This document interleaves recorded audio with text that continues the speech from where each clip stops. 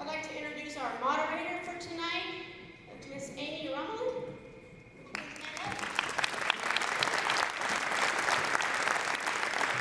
And our timekeeper, who happens to be our Vice President as well, Miss Mary Fiervon. And now I'd like to introduce our candidates. And as I'm introducing you, would you please come to the podium? Corporal Dave Schumann, 25 years from the Sheriff's Office.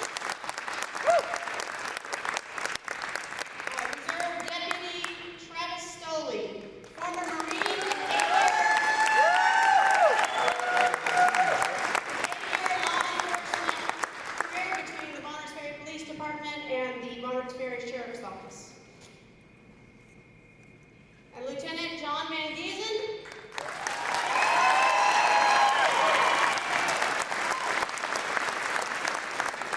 35-year career in law enforcement, mostly with the Kitsap County Sheriff's Office in Washington State, and has been with the Bonner County Sheriff's Office since January of 2021. Okay, now the rules. Candidates, listen up.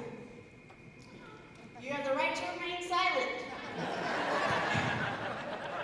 Anything you say can and will be used in your campaign. Should you choose to answer our questions, you will have 2 minutes to do so. You'll get a warning when you have 30 seconds remaining, and you'll be signaled when your time is up. Okay? If you mention another candidate, then that candidate will have 1 minute for a rebuttal. Do you understand the rules as I've read them to you? Yes, I do.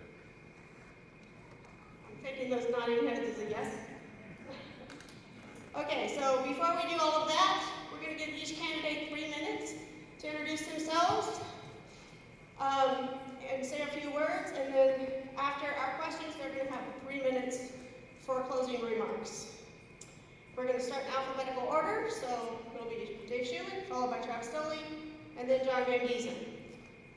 And with that, I'm going to sit down and shut up.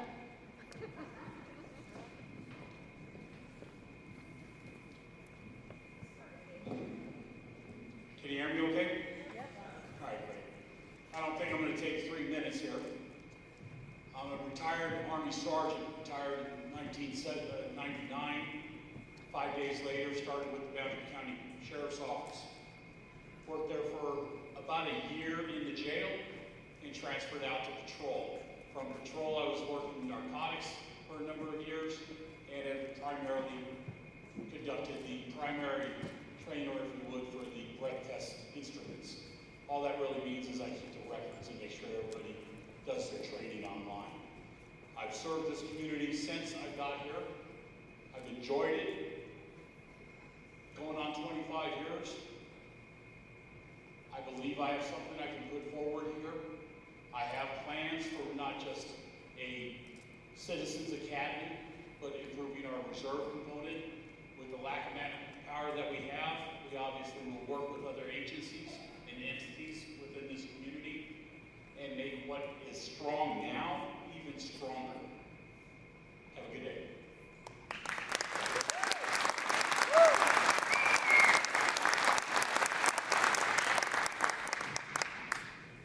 How about that? Can you guys hear me? All right. So my name is Travis Stoley. I was born and raised here in Bonners Ferry. A short time after I graduated high school, it was actually the second graduating class out of this school. I joined the Marine Corps. I spent 8 years and 9 months on active duty. Deployed to Iraq twice, Afghanistan once, and along with the 22nd Marine Expeditionary Unit. And I credit the Marine Corps to providing and laying the foundation of who I am as a leader. I mean, the experiences that I gained during that time in my life were invaluable. In 2014, my wife and I decided to move back home here to Bonners Ferry, because what other place do you want to raise your kids? There really is no place like home. So, when I first moved back, I got hired on by the City of Bonners Ferry Police Department in the fall of 2014, and then ultimately ended up working at the Boundary County Sheriff's Office. While working for each department, I've worked in different roles. Obviously, I was a patrol officer and deputy in both both departments. I worked as a school resource officer for the one school resource officer and for all schools here in Boundary County. We've got 2 of those now, which I think is a great thing. I'm a post-certified instructor. I have an advanced and intermediate post-certificate. I used my GI Bill to get my bachelor's degree, and ultimately I ended up as a detective at the sheriff's office. As your sheriff, he will be accountable to the people of Boundary County. As the sheriff, I will hold the employees of the sheriff's office accountable to me. I'm excited to step into that role. I know I'm a leader that this county needs.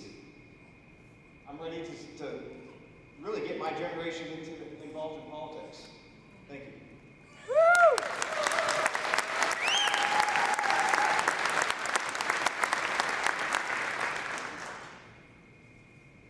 Good evening, and thank you all for being here. I'll move a little closer here. I'm John Van Giesen, a candidate for Boundary County Sheriff. I'm 54 years old. I live in Naples. We have 7 children, including granddaughter. We adopted 4 of our kids. We truly cherish the liberties that we have here in Boundary County. The choice to choose schools, the choice to carry and possess firearms, the choice to do on our property what we want to. And those are liberties that we hold close.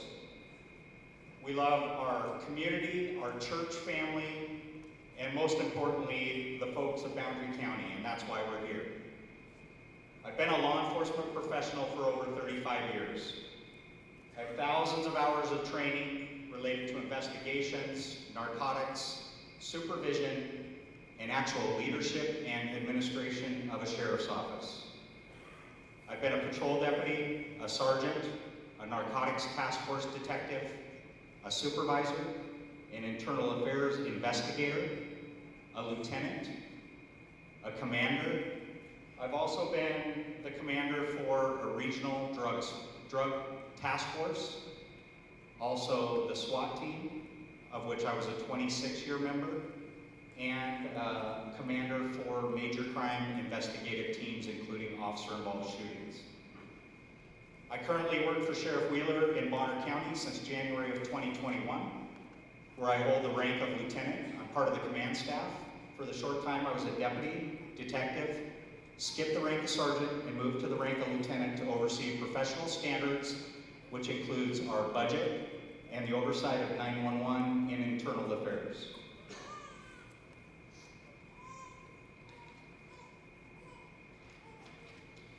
One thing I've learned in talking to people in the community is they don't understand the difference between a line position and that of supervision, leadership, or administration of a sheriff's office. There's a significant difference.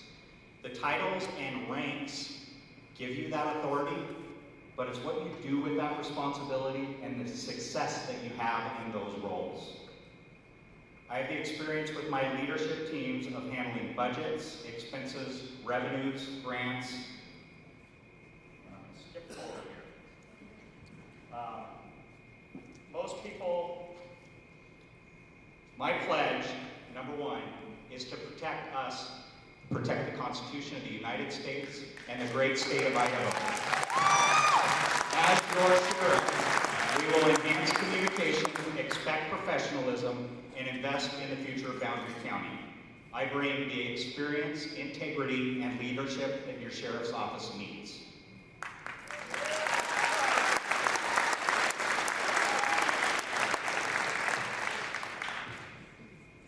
Okay, thank you, gentlemen. Okay, so we have a series of questions, and we're all announce who's going first in the response, second, third, etc. We're going to rotate that order. And then as Elena said, if another candidate's name is mentioned, that candidate will have 1 minute for rebuttal. If I forget or gloss over that, please remind me. Okay, question number 1. Can everybody hear me? Okay. Question number 1. There is a big difference between a line function cop and a sheriff. What experience do you have as an administrator in a law enforcement setting? Dave, we'll start with you. A lot of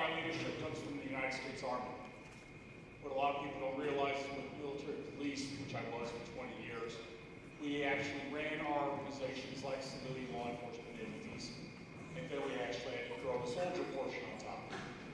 Coming to the civilian world, bear with me for a minute here. I'm getting over the flu, so if I am a little harsh in my voice, that's what the deal is. Primarily, what you're looking at is my experience as a supervisor, leadership, has been in a garrison, be it civilian entity, and also in combat zones. My last combat deployment was Desert Storm. I've had numerous soldiers that went from civilian or military into the civilian world. And we stayed in contact, and they're like, yeah, it was a lot harder when we were working in the military. Working in the civilian world, you're there for a purpose.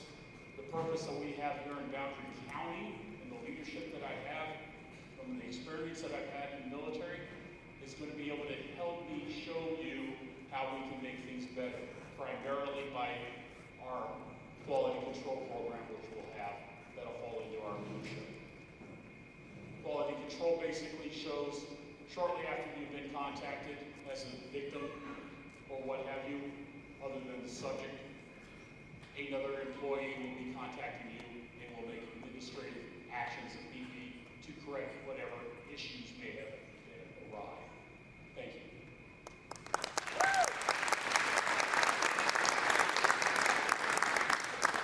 Travis, your response.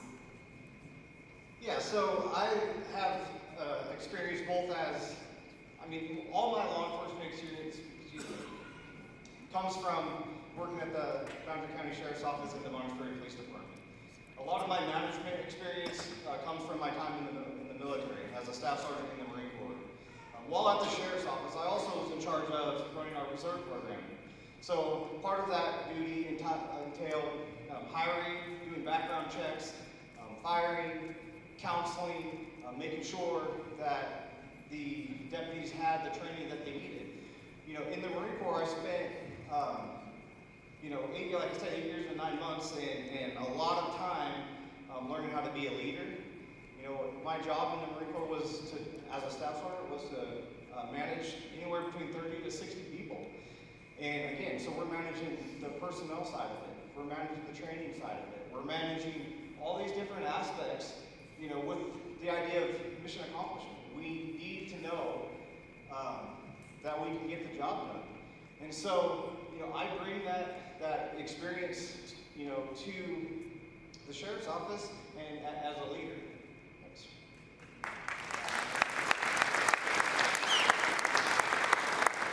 Last but not least, John. So the question I heard you say was, what type of leadership role, supervision have you had in civilian law enforcement and management of people? Let me reread it just so that we're all on the same page. And I was going to mention that, gentlemen, if by the time we get to the second, third candidate, please let me know if you need me to repeat the question. There is a big difference between a line function cop and a sheriff. What experience do you have as an administrator in a law enforcement setting? So my leadership experience began in more informal roles as a deputy sheriff when my supervisors gave me responsibility. I've worked for 2 sheriff's offices. I worked through the ranks of 2 sheriff's offices. That leadership became more formal roles, formal through promotional opportunities at both sheriff's offices, where it was competitive to figure out who's the best candidate to move forward into those roles in that office. I competed against many other employees for those positions. After moving into leadership roles, formal leadership roles, some of the responsibilities, as you know, the most important, most valuable asset within our sheriff's office is its people. We provide a service, a public service. Doesn't matter the equipment we have, it comes down to the people. And you need a sheriff that advocates for their people. And that's exactly what I've done throughout my career, whether it's been as an internal affairs investigator, showing the empathy for the subject officer that's involved, whether it's a guild representative fighting for the rights of that employee, or fighting for wages and benefits, or whether it's an administrator making sure that $15 million budget that I've handled, that we are doing it in the best interest of the taxpayers and for our employees. The other thing is accountability is a huge part of leadership. The sheriff hires folks, trains folks, mentors folks, promotes them, commends them, and also when they fall short, disciplines them and holds them accountable. As I explained in my opening, there are significant differences between that role of a line deputy, officer, detective, and those that actually have experience in management and administration of a sheriff's office.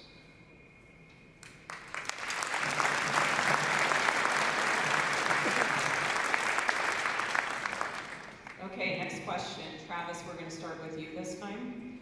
As sheriff, you are the top authority in the county. If there are laws, executive orders, resolutions, or mandates passed that violate your oath to defend the Constitution, which will you obey?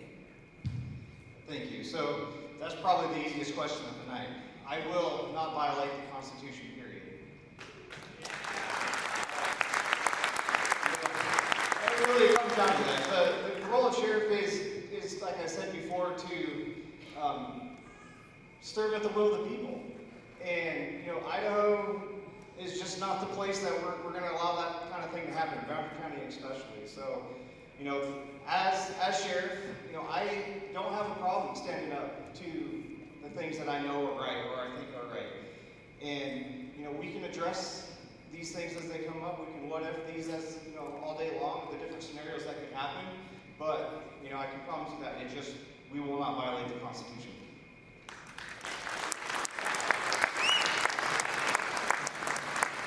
John, same question. Number one, I will not enforce any unlawful mandates or unconstitutional laws. That's what we have the courts to interpret those cases for before we have to take any action on them. You saw my boss in Bonner County, Sheriff Darrell Wheeler, stand up and say, I will not enforce any mask mandate. He was the voice for the Idaho Sheriff's Association. And Sheriff Kramer also followed that guide as well. That's the same leadership that's been demonstrated to me that I will enforce. As I explained, my number one pledge is to defend the constitutions of the United States and the great state of Idaho. The great thing is we have laws on the books that help us do that too. For instance, firearms. House Bill 69 from 2014 actually tells us that it's illegal for us to use any state assets to enforce federal law on firearms.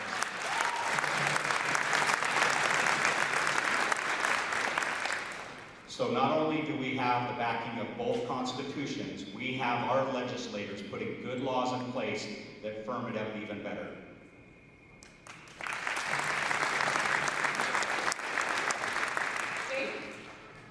It's going to sound like we're just repeating ourselves here. And any officer or any person who took an oath, it tells you that you're going to enforce or support the Constitution of the United States. So, I've been billed as the constitutional candidate. No, baloney. There's 3 guys here that have taken oaths.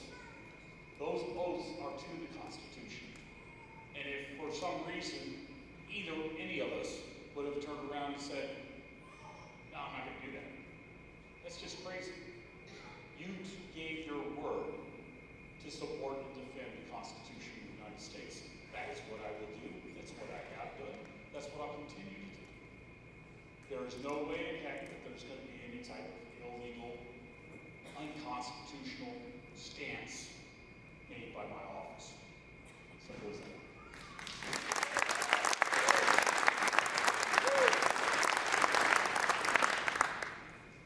Okay, John, we'll start with you on this question. What experience do you have with managing a department budget, and how have you saved department money? Experience managing a budget and saving money. So one of the ways that experience managing budgets, there's several ways that I've done that. On patrol as a lieutenant, the leadership team of 2 other detectives, 2 other lieutenants, and the chief managed a $15 million budget for patrol deputies. That included all the specialty units, Marine Services, K-9, our fleet, crisis intervention teams, other specialty units. That also included managing grants with limited strings attached. Things like reporting how many drug dealers you arrested this month. That was a $215,000 annual grant that supported the drug task force that I was commander of. A smaller grant that I was involved in managing was about an $80,000 or $85,000 sex offender grant that came through Commerce, State Commerce, for all the agencies within the county to check on sex offenders for compliance. I worked MOUs with each of the cities involved and made sure that we did our quarterly reporting to the state to get our reimbursement for those funds, and then distribute those funds to those agencies. Another way that I've brought revenue into my agency is I was asked to go help another agency with a drug investigation. I was over there for 2 days. I said, hey, you might want to take this guy off. He's picking more than $250,000 up from our folks. And they took him off the next day with $1.4 million in cash, a BC Bud case. They wrote our agency a check for $300,000 for us to do drug enforcement in the community for 2 days of effort because of my relationship with other agencies. That's one way that I've created revenue and saved the taxpayers money.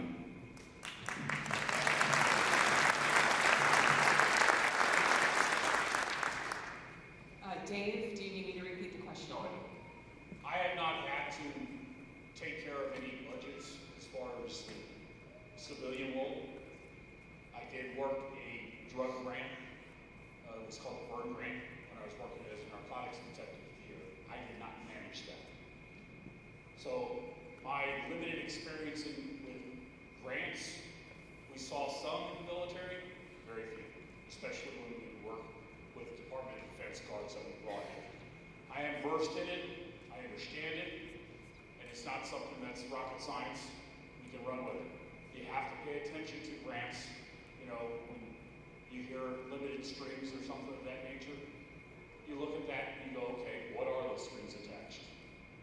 Is it going to be something that is going to be constitutional-wise or what have you? Obviously, you don't take those. As far as any type of budget, we did have a big budget in San Antonio, Texas, where I was the operations sergeant officer, and we had a large SWAT team. We were able to save a large amount of money by taking what we had, find out what wasn't being used, because some people just like toys, and we ended up selling that to the civilian organizations, making money, throwing it back into the fund. That's all I have.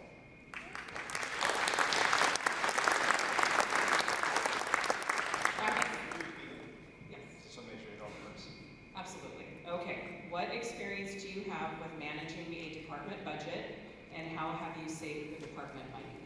Yeah, so I have not had direct experience managing department budgets, but I understand how the sheriff's office budget works.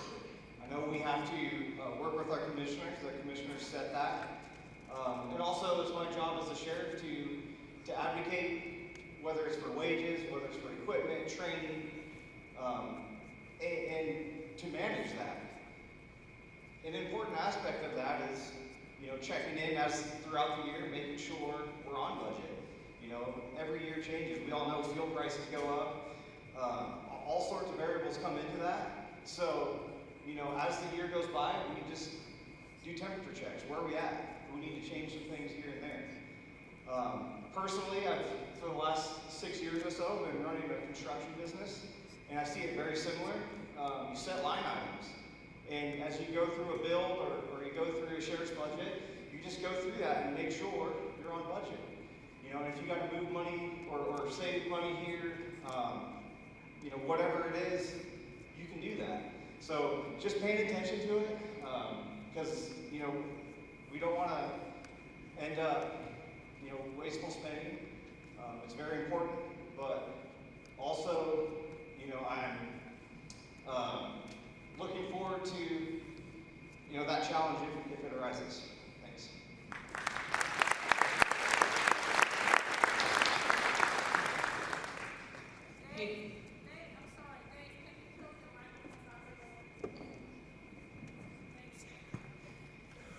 we're going to start with you on this question.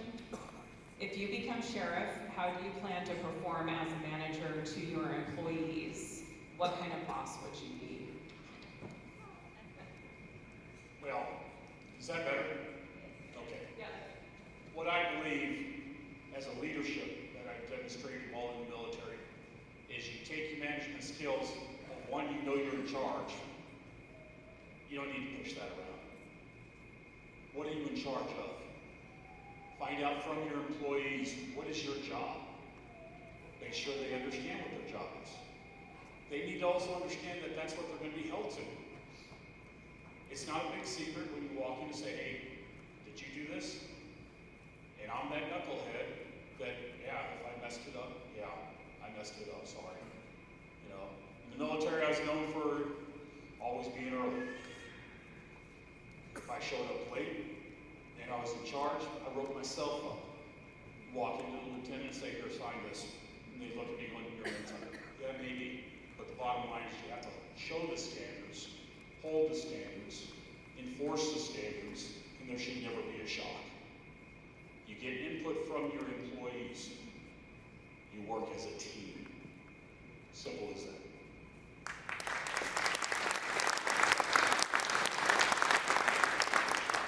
Travis? Yeah, so as John alluded earlier, you know, the employees are the most important aspect of any agency or any employment. And, you know, I only know one way to lead, and that's by example. I'm a hard worker, I know that. I'm not afraid to put the boots on and get to work. But also, I will be very involved. You know, I will ensure I'll set expectations from day one, and then I will inspect those expectations. Hey, here's what we need to be doing, and then making sure that's being followed. Also, you know, a sheriff is only one person. You need to have the right personnel in the right positions. You need to have sergeants that are allowed to do their job, and they're given the resources to do their job. Supervisors throughout the whole department.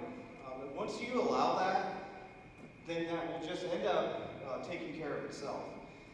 You know, we have a lot of very, very great people that work at our sheriff's office hard every day, put their lives on the line every day, and you know, I'm looking forward to the opportunity to lead them.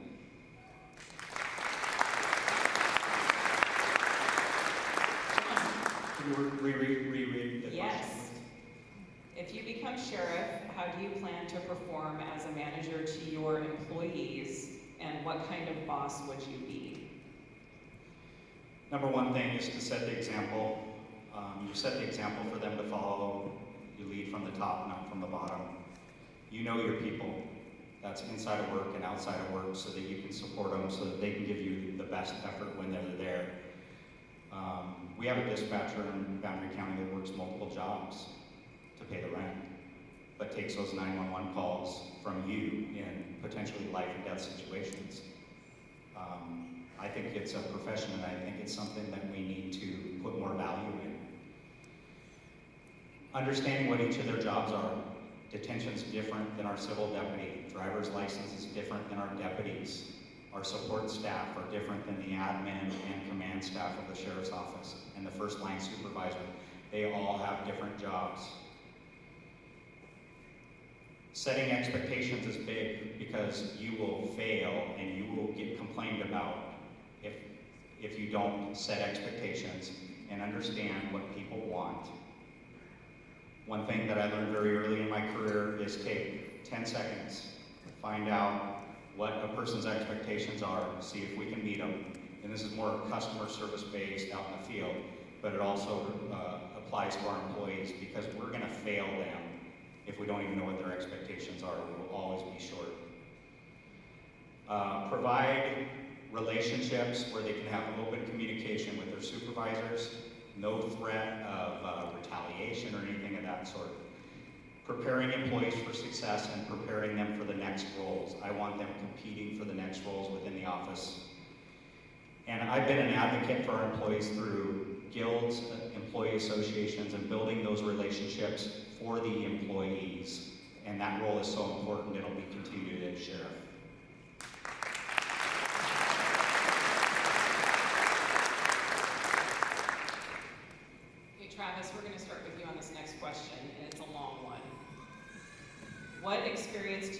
responding to crimes against children, what do you feel the role of law enforcement is when responding to calls involving Idaho's Child Protection Act? And how do you plan to work cooperatively with the Idaho Department of Health and Welfare and the Boundary County Prosecutor to ensure child safety? Yeah, that's an awesome question, and one I'm extremely passionate about. You know, I mentioned earlier, I've worked as a school resource officer here at the City of Marshall Police Department, and bar none, to this day, it's the hardest job I've ever done. And it was the busiest job busiest I've ever been at a job.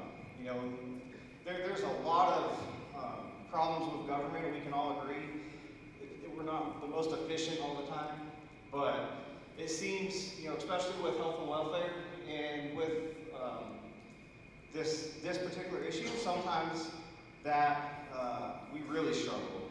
And what happens when something goes wrong is the victim is a child, and they're left to figure it out on their own. So, you know, it's extremely important to make sure our deputies have the training, the understanding of how to handle these types of calls. Also, it's extremely important to build that network and relationship with the Department of Health and Welfare so that these problems won't slip through the crack. There's really no thing that I can think of that's worth fighting for more than our kids.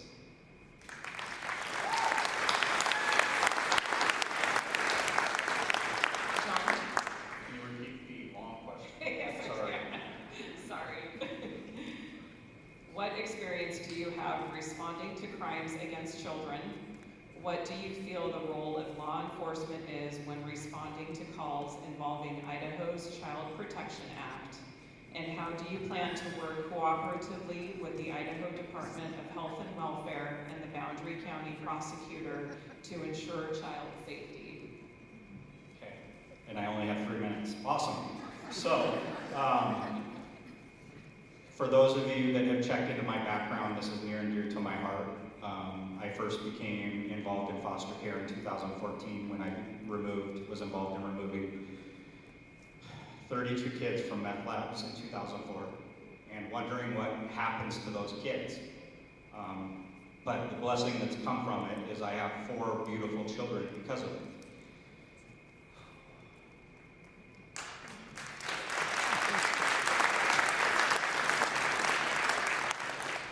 Unfortunately, the gentlemen here have seen way too much harm to children like I have. And it's some of the worst cases that we deal with.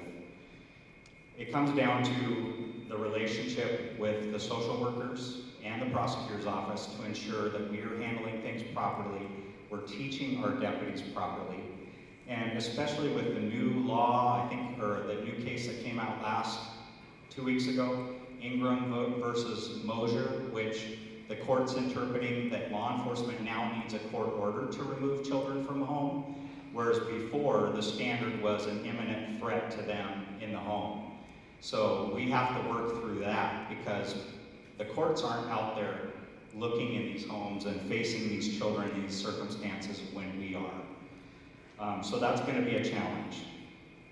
But the goal of the sheriff, the responsibility of the sheriff is to build those relationships, provide that instruction with the prosecutor's office guidance and with the court's guidance on what that ruling actually means, to be able to give our deputies out in the field their ability to protect the children in the circumstances that they need to be protected.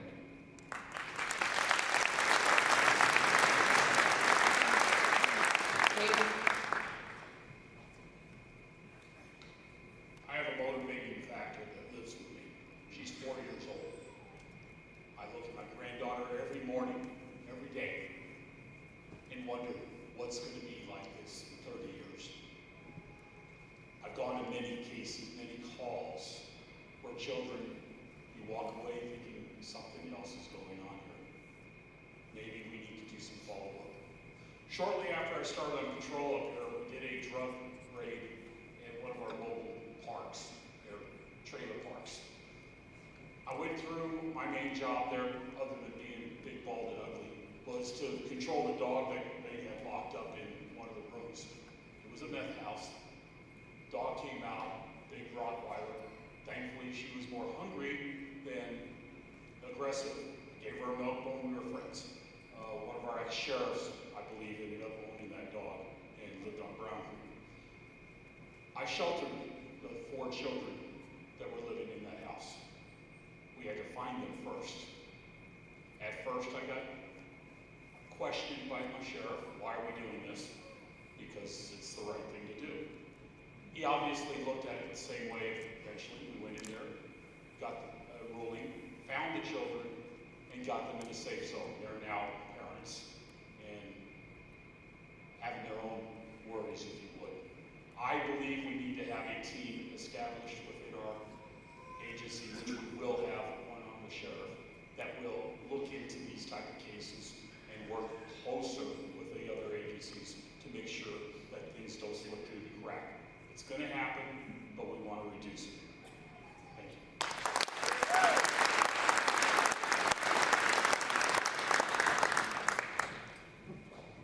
Okay, John, we'll start with you on this question.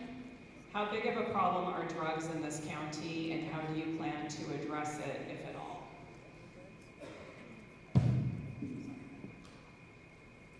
So, as you know, in the community, the biggest threat to our public safety is fentanyl.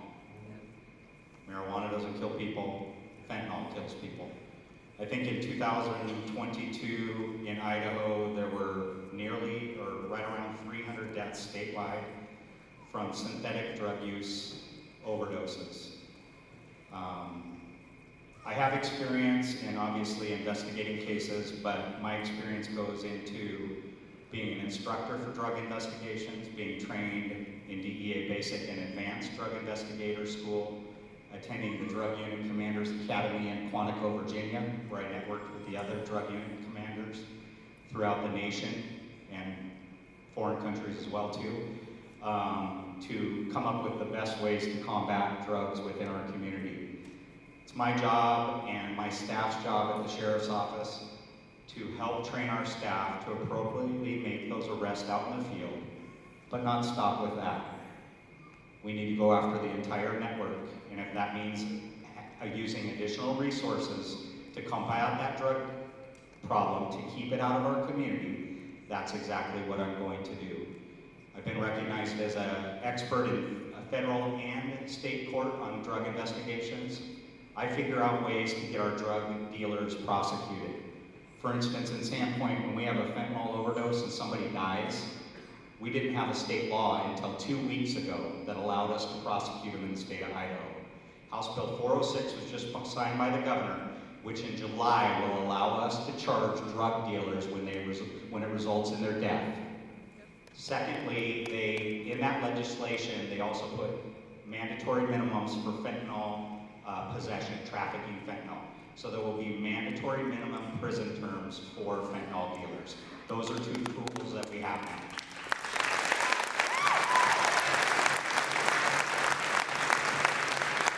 Dave? Repeat the question. Yes, sir. How big a problem are drugs in this county, and how do you plan to address it, if at all?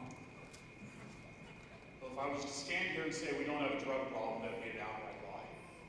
You can work narcotics investigations here 24/7, 7 days a week, and still not catch up. We have an aggressive team of people that work on patrol. The joke used to be, you can't get through Monterey Ferry between the hours of 6 at night till 2 in the morning and have a tail light out without being stopped and searched. Well, that's kind of an indicator. We will have an aggressive stance when it comes to enforcement of narcotics. We do not have a large amount of people. That does not mean we just give up and fight. We go and recruit from within. What I mean by within is within our community. A person doesn't have to run around and have a badge on. They can actually do intel. You train these people. Train them as to what you need to search for as far as intel. Then we get the boots on the ground, running around, checking it out, getting it done. We will have a stronger task force, if you would, than what we had in the past.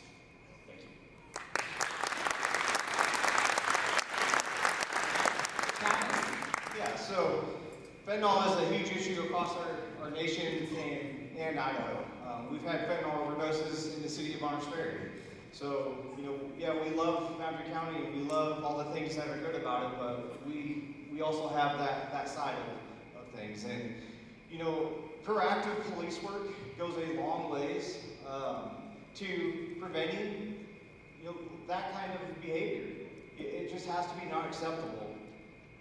Our city officers, our county deputies, they all need to go to the correct training. There's desert snow training, drug interdiction training, all different stuff out there that are great resources for communities the size of ours that doesn't require a lot of money.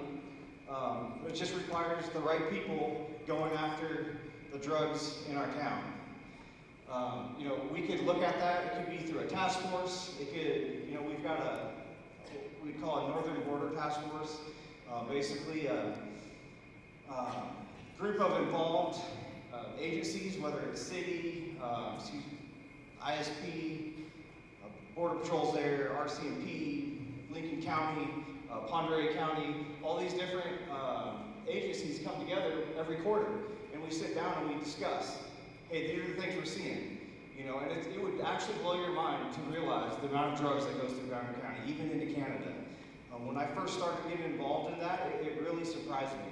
So it'll be a priority. It's something we absolutely need to work on, and something we will work on. Thanks. With you on this one. One of the ways the sheriff acquires funding for certain projects is through grants. Have you applied for or managed any grants? If so, what was it for, how much was it, and what were the requirements of the grant? As noted earlier, I've only worked one grant here, and that was the burn grant. I was the foots on the floor type thing. I have not had to manage any of those. As I mentioned earlier, I did manage grants in the military, but just the one. I have not a large experience on that, but again, not rocket science. But when you look at these grants, there is training for people to actually learn how to write grants. You can send people to those. Some of our people already have that. Use them. Utilizing our personnel is a key thing. If we're going to send them to training and then not make them or have them do what they were trained for, you're defeating the purpose. So as far as grants experience, I'm weak in that if you would. I'll admit that, but at the same note, it's not something that I can't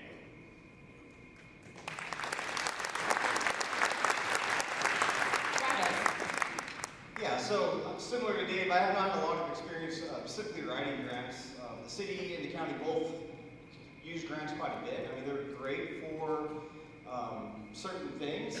So, for example, we use grants for equipment, or we'll use it for like the 100 Deadliest Days of Summer, where we're doing DUI emphasis or different things like that. So there is a time and place for that, but it's also something we need to consider. We don't need to write a grant just to get a grant. If we have a specific need, we can take a look at that and go through the strings that are attached. Is this something that we're okay with? Is it worth going through this process? And a lot of the grants that we've worked, we're just basically reporting stats like, hey, how many DUI arrests did you have tonight? How many drug arrests, felony arrests, misdemeanors, etc. So, which are all important things. I mean, we're getting guys out on the street and keeping the street safe. So, really, there's just a time and place. And as kind of Dave alluded to it, it's not really complicated. It's just something you need to make sure we're not using too much. John? Can you repeat the question, please? Yes. One of the ways the sheriff acquires funding for certain projects is through grants. Have you applied for or managed any grants? If so, what was it for, how much was it, and what were the requirements of the grant? Yes, and yes, and I'll go through them as quickly as I can. The first grant I administered as a detective at the Drug Task Force. The sergeant came to me and said, hey, we have to start processing meth labs. Here's $10,000 that we've been granted. Figure out how to keep us safe in processing meth labs. Spend the money, buy the equipment, you have full control. That was my very first exposure to a grant. It grew into reporting the information for the burn grant, which is the Department of Justice funding of drug task forces throughout the country. Which as a detective, my responsibility was every case that I do, I need to provide the information, the stats for that drug trafficking organization so that the Department of Justice can see that we're using that money appropriately. And then also, as I mentioned earlier, also as a commander of that drug task force. Those grants have fluctuated over time. At one point, we were over $313,000 a year annually. It dropped down, well, there were years that we didn't get paid that we then got at lump sums years later. When I left, it was about $210,000 annually. And when I say I left, after I retired from my 29-year career at my first sheriff's office. While I was there, I also administered a domestic violence training grant through the Department of Commerce, which gave our investigators $10,000 to have domestic violence investigation experience. There are a handful of grants that the Boundary County Sheriff's Office is involved in. One that I'm utilizing down in Bonner County right now is unsolved cold cases and unidentified remains. I've asked the Idaho State Police for a grant for remains that are over 10 years old, and we have a DNA profile from those bones. So that was money that was free to the citizens of Bonner County at that time.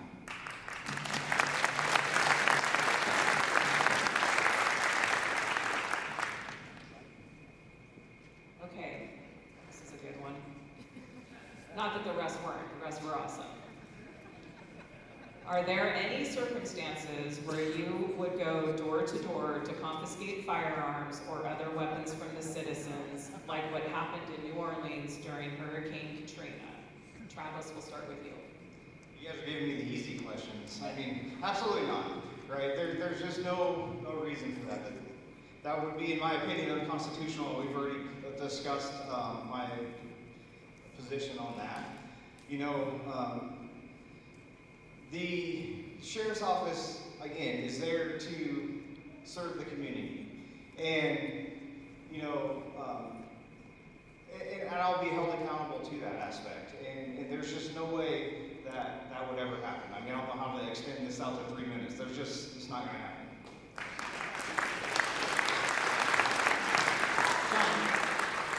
No, the answer is easy. As I explained before, it's actually a violation of state law to do that. So not only supporting and defending the constitutions of both the state and the United States, but it's a criminal act to do that.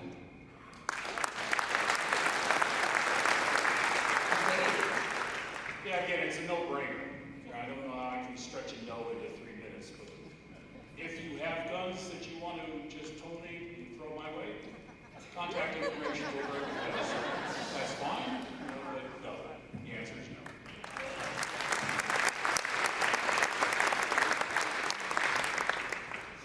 Okay, and another long question. Hold on, let me get some more. Okay. Oh, hold on, I don't have a note for who's going to start this one. Hold on one sec. John, we'll start with you. Boundary County is the home of a national tragedy played out in Ruby Ridge. The wrongful framing, prosecution, and faithful acquisition of a then alleged criminal by a federal government occupation and not the local sheriff department accountable to its constituency. The sheriff at the time of Randy Weaver acquiesced his authority to the federal government bent on making an example of the Weavers. What would you have done in this situation? What would be your response to an even more corrupt and feral federal government? Can you repeat the last portion, please? The question parts? Okay. Response to? What would you have done in the situation at Ruby Ridge with the Weavers? What would be your response to an even more corrupt and feral federal government? First off, we have all learned from American tragedies, Ruby Ridge, Waco, of the faults of allowing the federal government to come in and control our county citizens. Sarah Weaver has said as simply as if the sheriff would have come up and talked to my dad, this would all be over. So we learn from those examples. That's the example that I'll be. I'll be that person talking to Sarah and Randy and saying, I'm here, they're not, let's resolve this, and not allow those folks to come in and do what they did to our community. It may be 30 years ago, but it's still very close to all of our hearts. The second thing is those relationships don't begin at the time of the incident. It's a responsibility for me as sheriff to develop those relationships before those incidents occur, so that we can head them off and not even let them get to that type of situation. I've developed relationships, as I said, all through this country with different law enforcement entities and professionals that we can network together and find a solution to work for us. The rest of the world isn't that much different, and the profession of law enforcement is pretty similar across the board. If we brought a ER doctor from Salt Lake City to work in the Boundary Community Hospital, would we think he doesn't know anything about running an emergency department? Law enforcement expects the same professional to be in that role as sheriff and stand that line.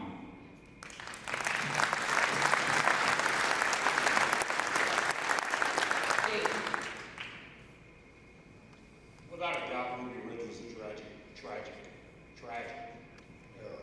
It's used now in academies as what not to do. We need to have a better connection, and I believe we do now.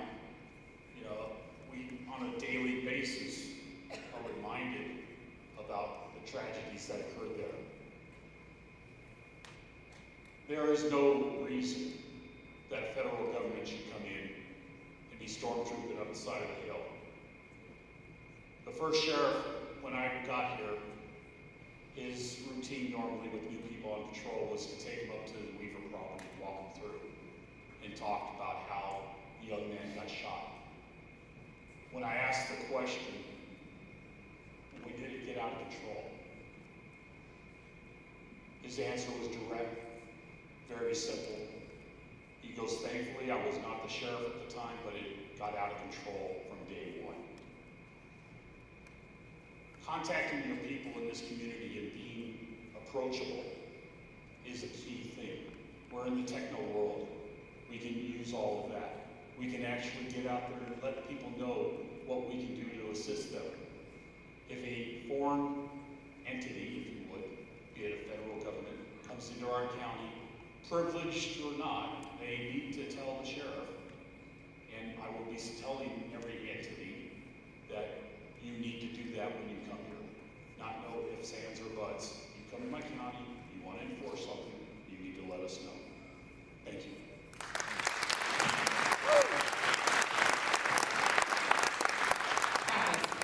Can you repeat all that again, please? Yes, Jermaine? Yeah, you bet. Boundary County is the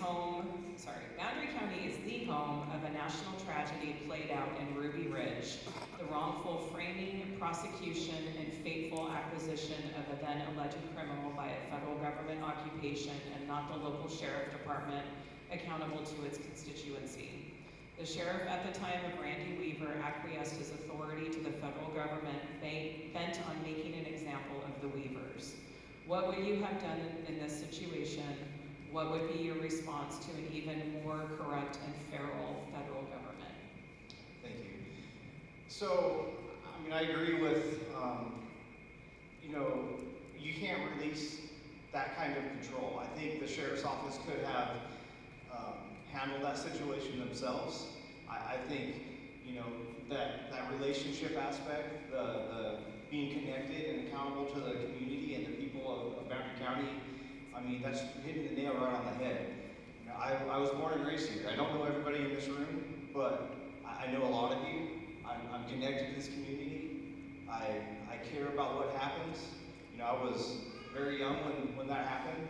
I don't remember it specifically when it happened, but it's just always been part of my life. That's always been Boundary County history, and an unfortunate part.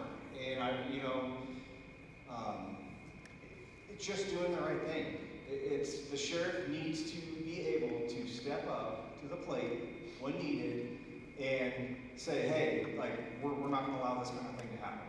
And I really can't make it any more plain than that.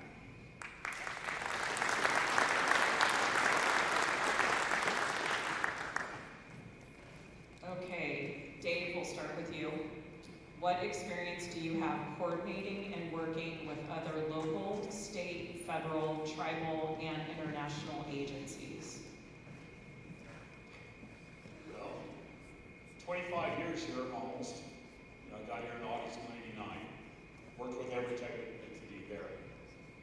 Branching out into different specialties that I've had, be it the canine or what have you, I ended up working with a lot more entities, be it probation, be it the border, and this is Border Patrol having their dogs. I'd go up there and spend an entire day sometimes just working every third vehicle or whatever they considered was the need. I've had a lot of experience working with these type of different organizations just here, you know, and it's important for a county of this size and with as many, it would make your head spin how many entities we have that wear badges in this county. Back it up even further prior to coming here. Working as a military policeman for 20 years, traveling the world, you end up dealing with a lot of different organizations. Some very pleasant, some a little tasky. But the bottom line is you have one common goal normally, and that is taking care of people. As long as every agency that you're dealing with has that concept, then there's no problem whatsoever.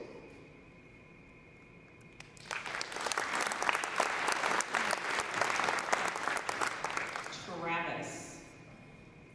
Yeah, so I kind of alluded this a little bit earlier. The Northern Border Task Force that meets quarterly here at the Sheriff's Office, you know, that's one great resource that we have. When we're in a border community, which is unique in a lot of aspects. You know, we've got the border Montana, Washington, obviously Canada to the north, and so another unique part of working for a small agency is we do a lot of our own investigations. So that networking piece is key. And so this task force, like I said before, you know, they come up, the information shared, we get each other's cards, and if we run into a situation that, you know, hey, we see something's going on, we can share that. You know, we've got a tribal police department here that we work really well with. The Sheriff's Office got an MOU with, and so, you know, really, all my experience working with those agencies is with the Boundary County Sheriff's Office.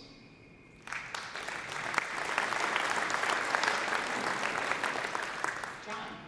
Sorry to ask you to do this. Can you repeat the question? Absolutely, no problem.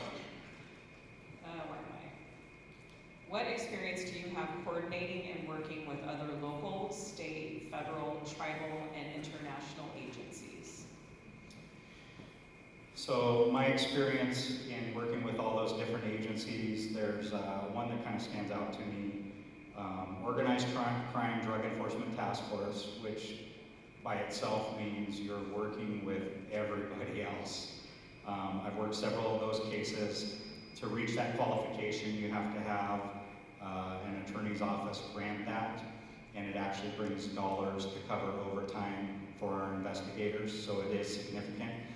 My experience has been in 3 border counties.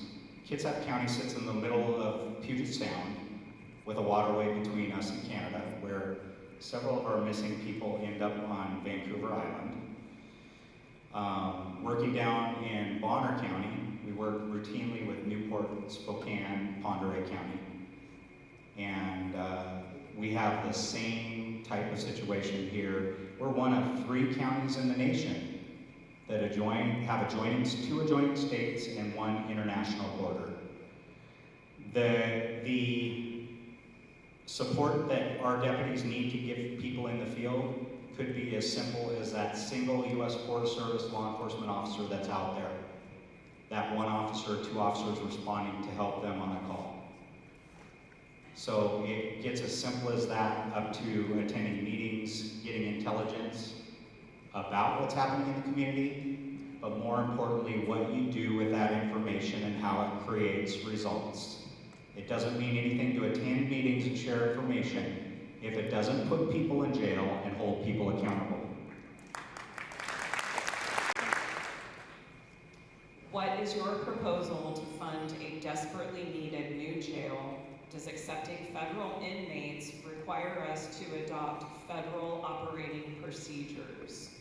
Travis, we'll start with you. Yeah, so, I mean, we've all heard about it. Hopefully, if not, you will learn a little bit about it tonight. But we've got an aging jail in Boundary County. It's outlived its service life. You know, as our population grows, so does the crime rate. And as that happens, obviously our jails fill up. And so what our jail is designed to handle is not what the reality of the inmates and the situation we have. So there's many different options, but starting with the community. Like, we're not going to be able to build a jail without the support of the community. So the information sharing, making sure that you guys are aware of what's going on and what our detention deputies are having to deal with every single day. I mean, I was working in the jail one night when they were trying to manually light a hot water tank, and it blew up right in the guy's face. Thought a bomb went off in there. So we've got issues, and so that's something that we're going to work on, whether that's through grant funding, whether that's through passing a bond. You know, that's going to be up to you guys, and that's going to be my job as sheriff to communicate that and figure out what's the best situation. The federal inmate aspect of it, you know, that's been discussed as far as offsetting some cost. The federal government will pay the sheriff's office a certain amount of money to basically hold some beds available. That's just an option that's been discussed, and we'll have to look at it similar to the grants. Like, you know, what standards do you have, and what exactly you know, do you require from us? And if it's something that works with what we've got going on, then we'll do it. And if not, obviously we'll have to find something else.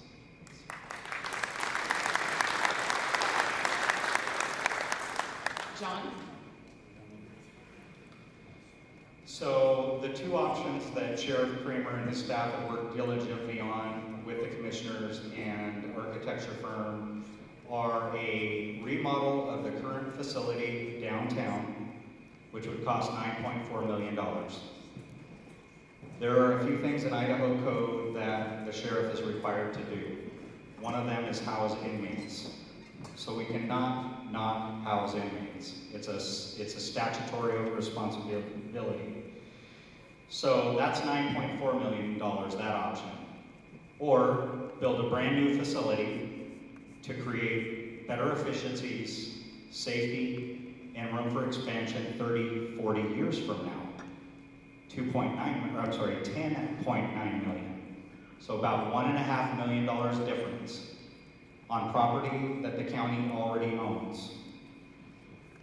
There's several ways that this can be approached, but one of the biggest ways is trying to get a long-term low-interest loan, which that can be offset by either a sales tax, which I'm not in favor of, or a offset of revenue being created by housing federal prisoners, of which our facility isn't currently able to house federal prisoners. They pay a rate for using our facility. They aren't released in our community. We're used as a stopping point. This and Idaho Department of Corrections contracts could generate over $500,000 in outside money that the taxpayers will not be responsible for in Boundary County. That's whether we remodel the jail or build a new one. The choice is ultimately yours, and it's my requirement, it's my responsibility to make sure that you are as educated as possible to make that decision for the safety of our community.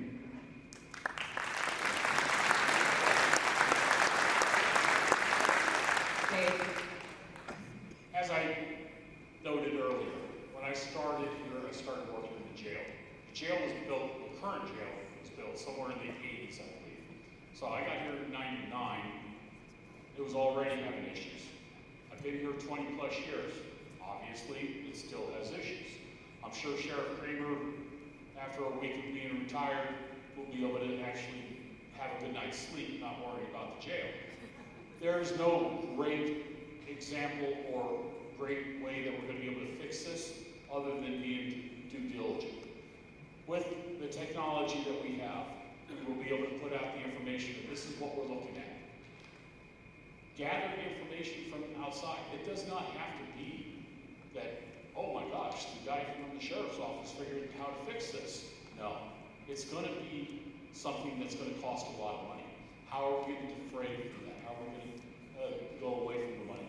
Planning on obtaining money from the federal government because housing the federal inmates or the state is okay, but at the same note, I believe Bonner County had some problems when they planned out that way. But it's there, the possibility is there, so of course we have to look at it. All those different options, all those different things that we end up getting are facts. And we throw it out to the people. So when somebody sees it and goes, doesn't make sense, we should be able to respond to that. Thank you.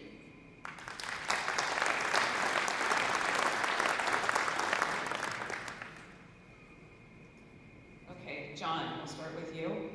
If a busload of illegal aliens shows up in Boundary County, what are you going to do about it?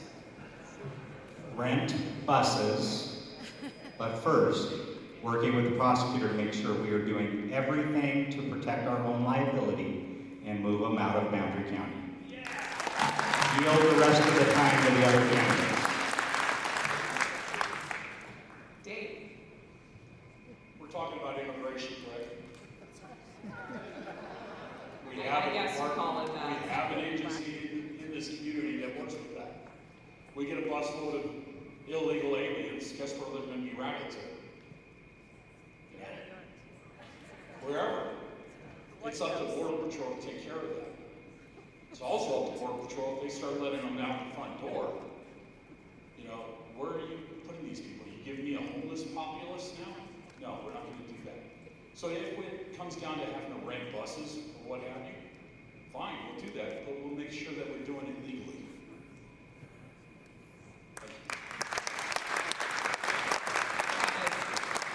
So I've actually not come across a whole busload, but a car full of people that were illegally in this country. And our Border Patrol partners work really, really hard to do their jobs.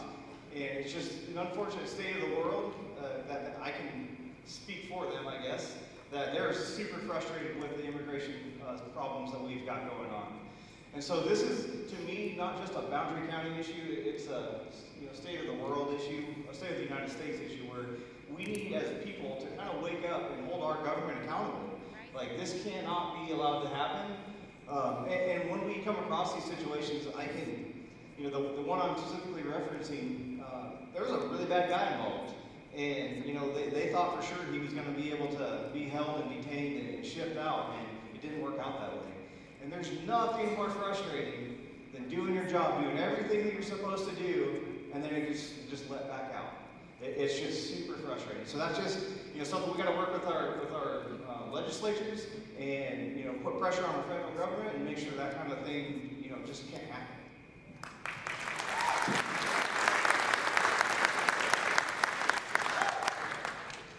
Okay, so we have 2 to 3 more general questions for all 3 of you, and then we have 2 targeted questions specific to each candidate. So I just wanted to give the audience a little appraisal of where we're at. Okay, and if we got out of order, gentlemen, forgive me, I had to improvise.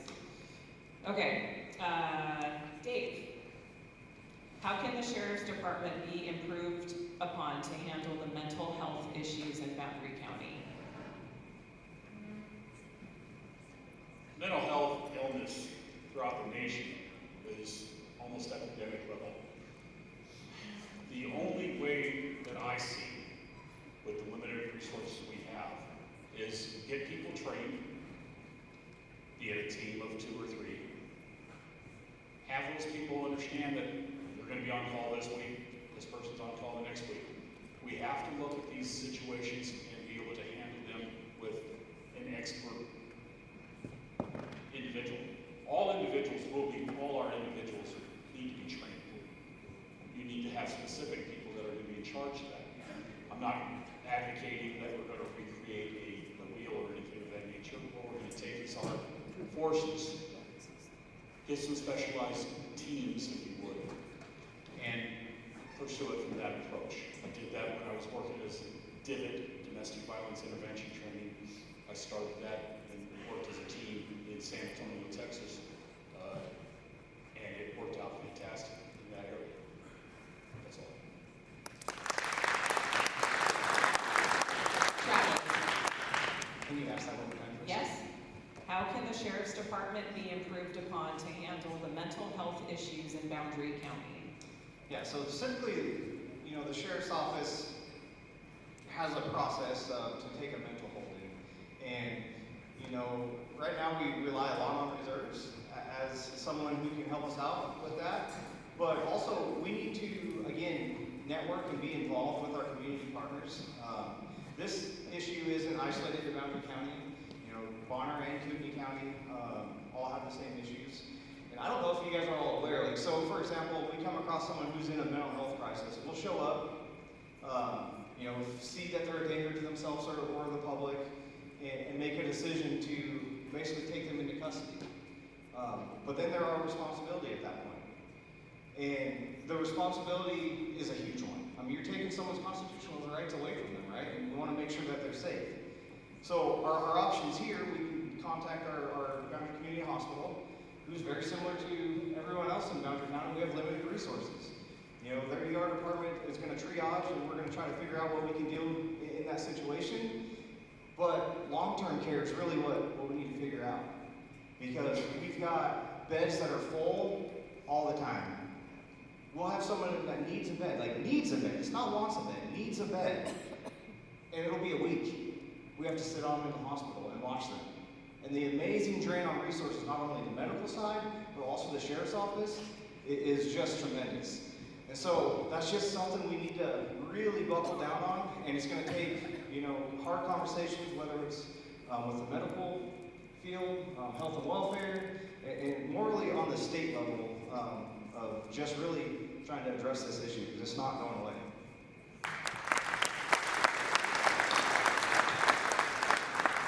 John? So the sheriff's responsibility is involving people or handling people that have committed law violations, as well as if they're a risk to themselves or others. But quite often, we have that criminal in the jail that's suffering a mental health crisis that we have to deal with. The biggest thing is networking the resources, having a plan. Law enforcement is used as the Band-Aid for all these issues, and this is not a Boundary County issue, this is a nationwide issue. There are not enough services, and there are people that refuse to go through treatment, take their prescriptions, follow their therapy, and then end up in our jails committing law violations. It's my responsibility to work with the prosecutor's office if we have a low-level offender that's nonviolent in nature, and their mental health is deteriorating because we're holding them in their jail and we can't provide resources. I think it's more important, and I think if it's your brother and sister, it's more important we connect them to resources than have them continue to deteriorate.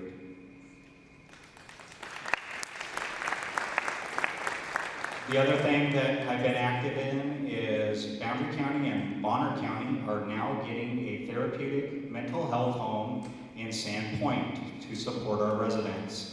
It will open in July. That's a resource for our residents. I've asked to be be an advisor on the board for law enforcement for that transitional home. Also, as sheriff, it's my responsibility to make sure that the inmates have the medical support they need and the therapeutic support they need so that we don't get that crisis situation that often comes when they're incarcerated.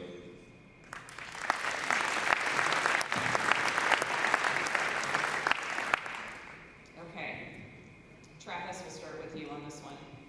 You may be familiar with the Baby Cyrus case in southern Idaho. Are there any circumstances where you would allow a child to be removed from the parents based solely on a CPS order?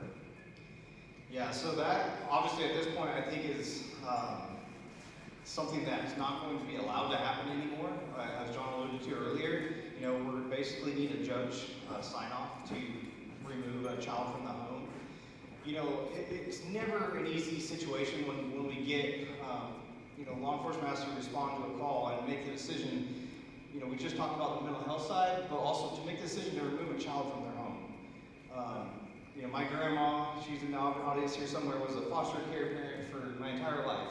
And I can't tell you the number of kids that came through there, and some of them are in prison right now, and some of them are doing well.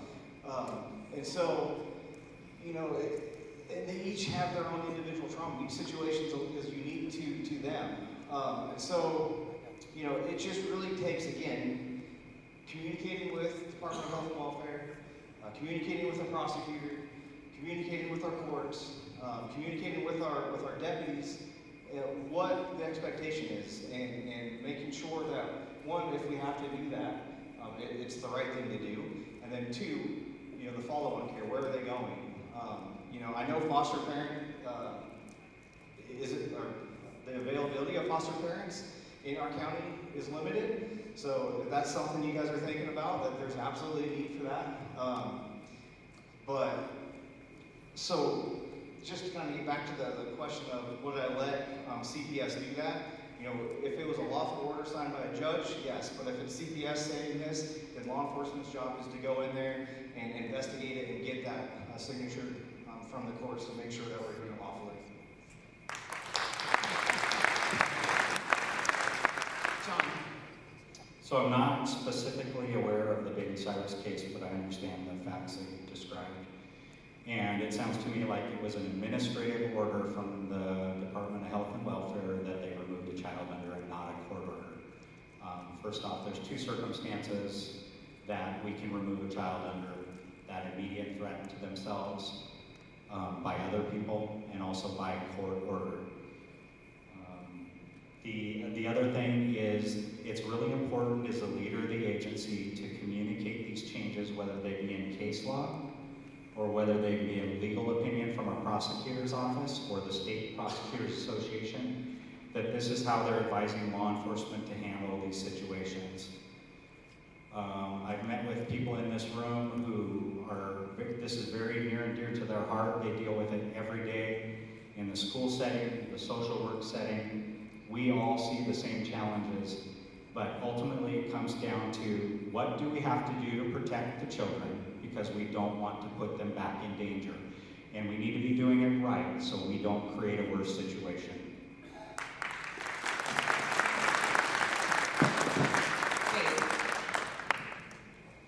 The mistakes made by others is what we learn from. That was a mistake. We learn from it. Again, my motivating factor every day, 4-year-old comes up and I get to see that beautiful little girl. If somebody was going to come into my house and take her away, they better have some real good facts, you know. Networking is a big word out there for people, okay? It's just really simple. We're blessed with a prosecutor that can make a phone call and she's on, you know. When you contact somebody and say, hey, I need help, this is what I've got, be able to get all the information and throw it out there. If we're given an order, a written order from a judge, and we dispute it, our first stop is obviously with our prosecutor. So again, we learn from others' mistakes. Thank you.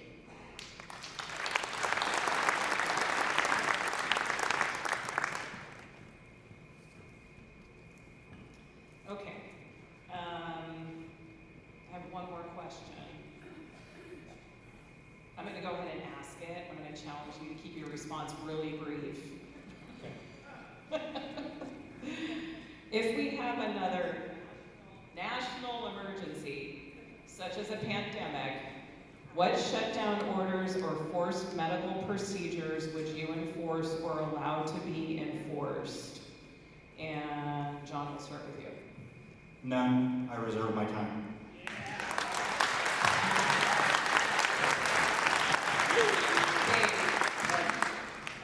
It's real simple. None. Travis.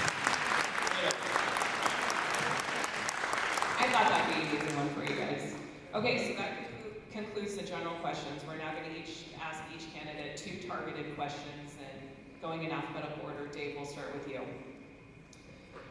You are still a corporal after 25 years and 3 different sheriffs. Why have you not been promoted? If you look at the structure of the Boundary County Sheriff's Office, above corporal you got a sergeant, you got the under sheriff, you got the sheriff. This is what I'm working on.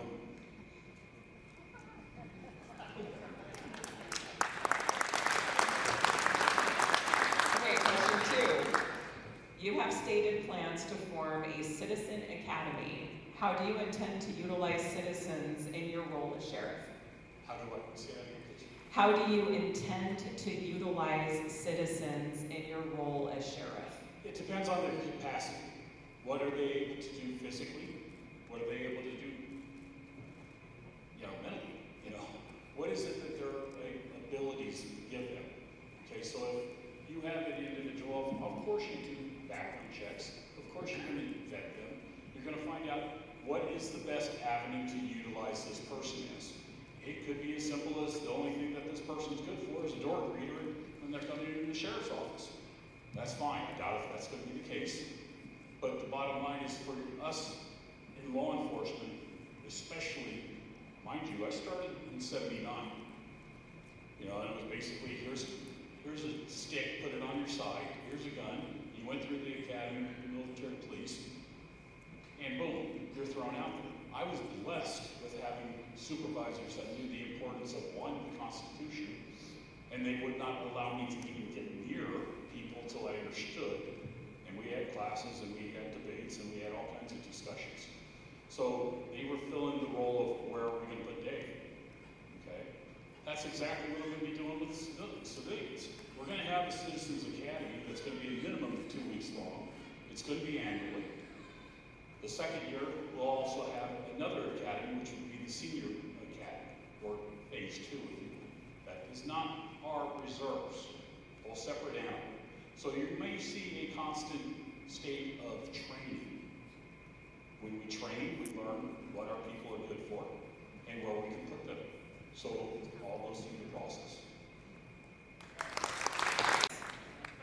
Why did you leave law enforcement, and how can you be an effective sheriff with only 8 years of law enforcement experience? Yeah, thanks for the question. So, at the time, I made the decision for my family. I thought that my wife and I were kind of getting into some home building business, and my attention needed to be where I thought was best for the family. But the second I stepped away, it's a calling. You talk to any of these guys up here, anyone that's ever served, it's a calling. And I care about what happens to our community. I want to be involved in the solution of the future of our growth, and how do we do that by being involved. And so, I had a lot of really good conversations with a lot of friends, and prayed about it, and really just felt called that I should be here tonight. And what was the second part of that question? Sorry, I put you on the spot there. Oh, how do I be an effective leader with only 8 years of law enforcement? Yes, thank you. I've also got a lifetime of experience in the Marine Corps and 8 years in law enforcement. And, we're all some of our experiences. And, being deployed overseas, managing, anywhere 30 to 60 Marines, managing a flight schedule, professional careers, safety programs. From day one in the Marine Corps, you're taught, one, how to take direction. If you're wrong, you better be able to admit it. Two, learn the job of the guy in front of you and teach the guy behind you. And I really truly believe that. And I know that kind of leadership will transfer to the sheriff's office, and I'm looking forward to that opportunity.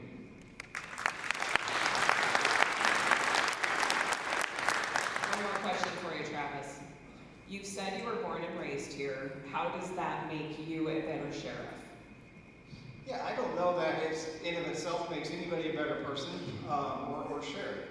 But I do know the values that I was raised with, and I do know the community that I came from. I'm a product of this community. I've got a lifetime of service, whether it was the Marine Corps or as in law enforcement. I had my My dad was in the Navy, my grandpa was in the Navy. You look across our community, and you don't have to be just in the military to serve. You look across our entire community, and there's so many people that are willing to help out. I mean, I've coached high school wrestling right now, and I've been involved in little kid wrestling. I've taught hunter safety, and I'm not unique. I mean, there's so many other people out there that do the same thing, and so it really it's just who we are, and I'm proud of that.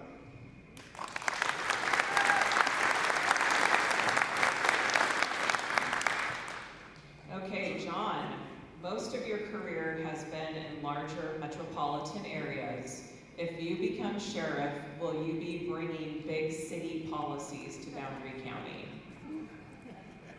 So the person that asked the question didn't understand the population of Port Orchard's 15,000 people. The person who submitted the question. Yeah, not that, sorry. But the big thing is that, like the example that I gave earlier, if you have an emergency room doctor that's worked in Salt Lake and he comes up to the Boundary County Community Hospital and does his service in the emergency department there, do you think it's going to be a better emergency department because of the skills and experiences that he brings? And he is part of our community. The other thing is I have learned to work with many agencies in the state of Idaho and the state of Washington and be successful with those relationships. The biggest challenge here is building trust with the community. I built trust with the community in every community I've served. For 10 years, I ran a foster kids camp with my wife, who was the coordinator, reuniting siblings who were separated from foster care. We did that for 10 years, reunited 1,000 kids, brought law enforcement in to interact with them. I'm invested in the community, I'm invested in our community. Travis, you gonna add him in here if I mention your name? You can. I've also coached youth sports for over 20 years, and I currently coach girls from Bonners Ferry all the way down to Hayden in the only premier soccer program in North Idaho besides Coeur d'Alene in Sandpoint. I think it's important that we provide that opportunity to our kids. We're part of this community. My family's here, my grandkids are here, my in-laws are here, my children are here. And I want to use my experience to make the sheriff's office better.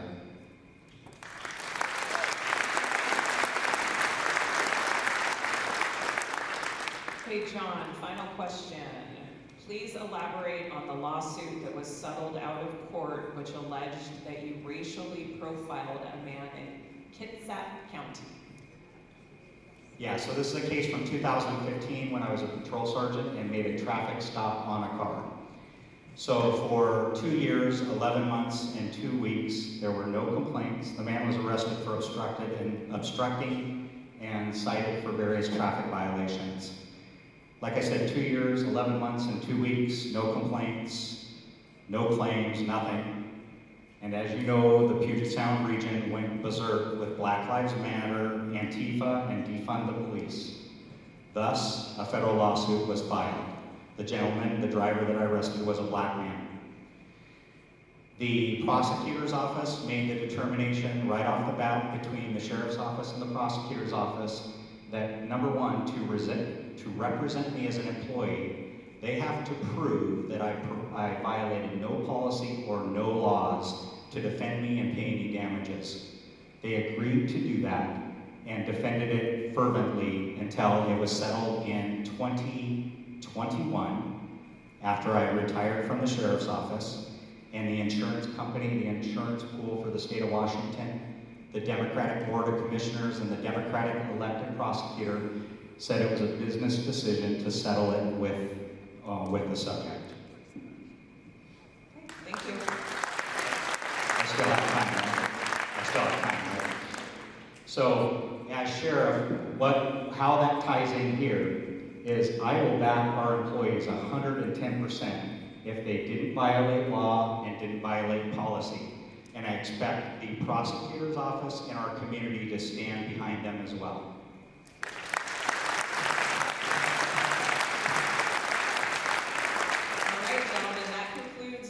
questions, and I want to thank you all for your decorum. That was awesome. And closing remarks will now start, and we will go in alphabetical order again. So we'll start with Dave, your closing remarks. You each have 3 minutes. You've heard a lot of stuff from all of us. Bottom line is all 3 of us have passion, even sheriff. Bottom line is real simple. I don't waste my time blowing smoke. You'll either know that I agree with you or disagree with you. I don't work the room. You ask me a question, I'm going to tell you the answer. You may not get the answer you want all the time, but I want you to be able to be assured that when you walk away, you at least got the truth. I have proudly served this county since August of '99. This is where I'm at least 80. This is where I am forever. I would really appreciate your support, your vote of confidence come May 21st. Thank you.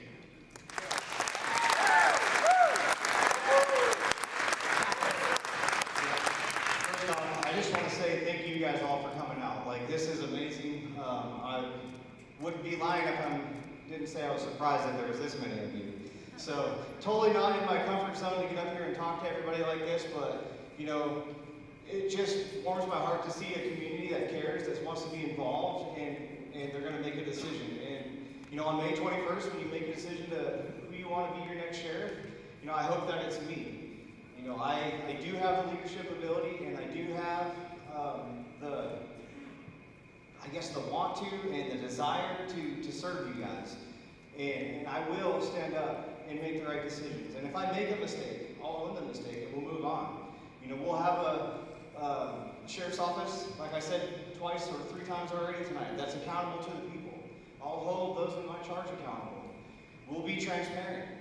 We'll set things like body camera policies. That's important to me. To be able to allow you guys to have trust in us is really what it's all about. And I look forward again to the opportunity, and thank you for coming out tonight.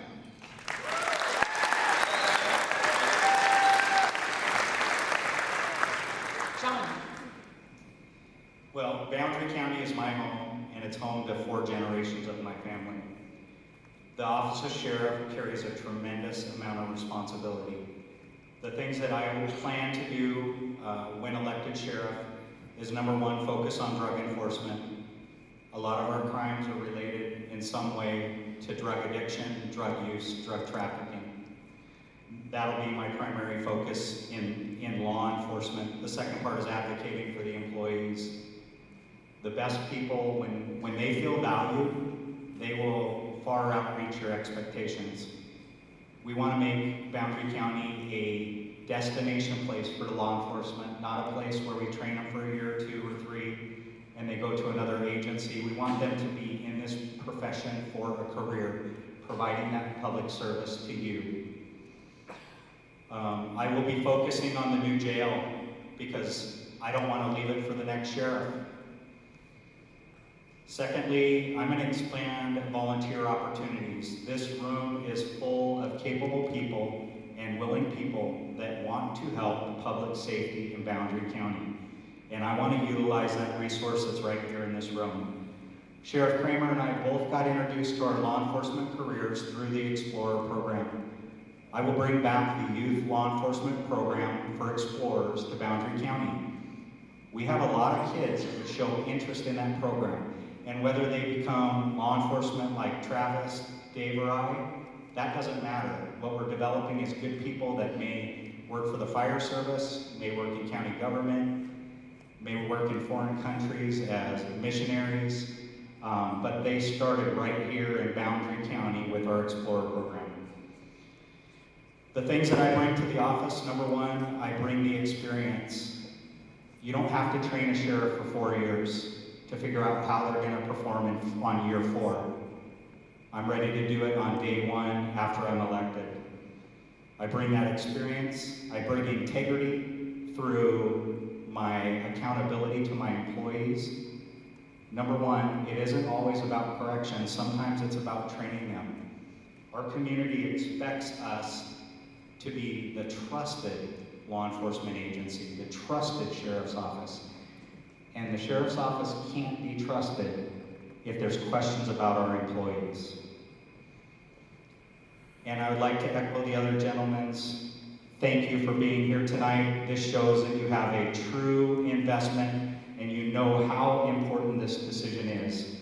So not only you, but your neighbors and friends, get out May 21st and vote. Thank you. Thank